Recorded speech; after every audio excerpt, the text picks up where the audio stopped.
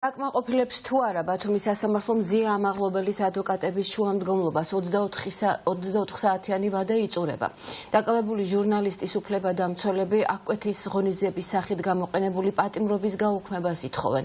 ადვოკატების თქმით, სასამართლოს აქვს შანსი გამოასწოროს მის მიერვე დაშვებული შეცდომა და მზია ამაღლობელს მიეცეს შესაძლებლობა სიმართლისთვის ბრძოლა გააგრძელოს თავისუფალ რეჟიმში. სინდისის პატიმარი 34 დღეა შიმშილობს, ის კლინიკაში ექიმების მეთვალყურეობის ქვეშ რჩება. ნინო გაზდელიანი ჩაგვერთვება პირდაპირ ეთერში, გისმენინო.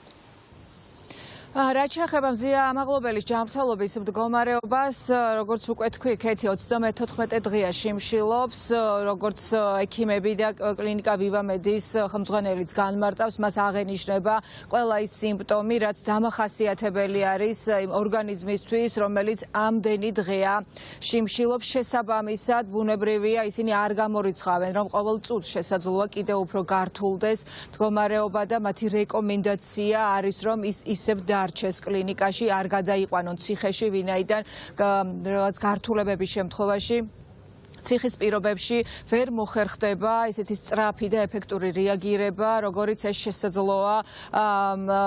შესაძლებელი იყოს მრავალპროფილურ კლინიკაში. შესაბამისად, მზია ამაღლობელი ითხოვდა, როგორც ცნობილია, გადაყვანას, თუმცა მან გაითვალისწინა ექიმების რჩევა, რეკომენდაცია და ამჟამად კვლავ რჩება კლინიკა ვივამედში.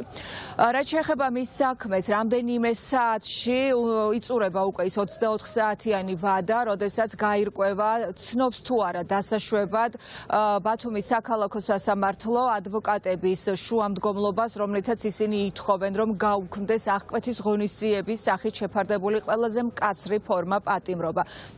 თავდაპირველად, ვიდრე ამ ფორმას შეუფარდებდა მოსამართლე, მოთხოვნილი იყო გირაოც, თუმცა ეს არ გაითვალისწინა და მაინც ყველაზე მკაცრი ფორმა შეუფარდა აკკვეთის ღონისძიების სახით. იმ შემთხვევაში, თუ დასაშვებად ცნობს, უკვე ჩაინიშნება ზეპირი განხილვა და დაკმაყოფილდება შუამდგომლობა და დაიწყება მსჯელობა და შუამდგომლობის დაკმაყოფილებასთან დაკავშირებით, თუმცა იმ შემთხვევაშიც, თუ ეს შუამდგომლობა დაკმაყოფილდება, ეს არ ეხება იმ საქმეს, რა საქმითაც არის და რა ბრალდებითაც არის დაკავებული და ის ჩვეულებრივად კვლავ გაგრძელდება, როგორც არის ჩანიშნული 4 მარტს, თუმცა ადვოკატები ამბობენ, რომ არანაირი საფუძველი არ არსებობს იმისათვის, რომ მზია ამაღლობელს აკკვეთის ღონისძიების სახით ჰქონდეს შეფარდებული ყველაზე მკაცრი ფორმა პატიმრობა.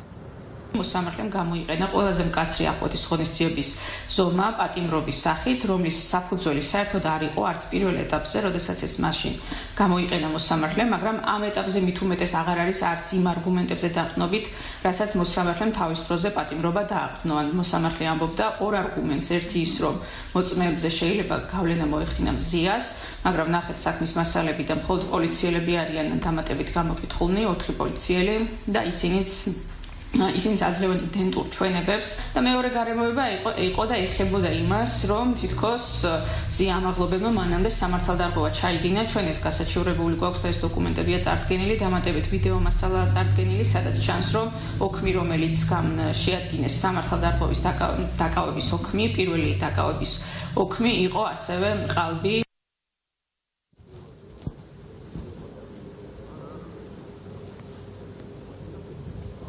4 მარტს არის დაგეგმილი მზია ამაღლობელის წინა სასამართლოს ხდომა და უკვე დაიწყება მტკიცებულებების გამოკვლევა, თუმცა უფლებადამცველები, იურისტები განმარტავენ, რომ არანაირი საფუძველი არ არსებობს იმისათვის, რომ მზია ამაღლობელის წინააღმდეგ დაწყებული იყოს სისხლის სამართლებრივი დევნა და ადმინისტრაციულ დარღვევას, რასაც ედავებიან, ამ შემთხვევაშიც მას არ აქვს სწორად შეფარდებული მუხლი და მას ედავებიან იმას, რაც არ ჩაუდენია.